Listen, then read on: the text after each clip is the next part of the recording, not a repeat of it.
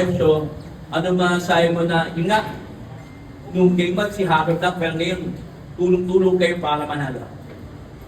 Sobrang ano, pero hindi ko naman expect yung pangyayari.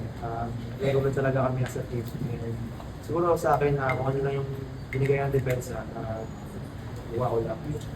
Siguro mas gutom talaga kami manalo ng game 2 kasi nalo kami yung game 1. And syempre, last year namin, personally last year ko rin, ayoko naman na sa last year ko dito yung pinaka-best ko, pinaka-best namin.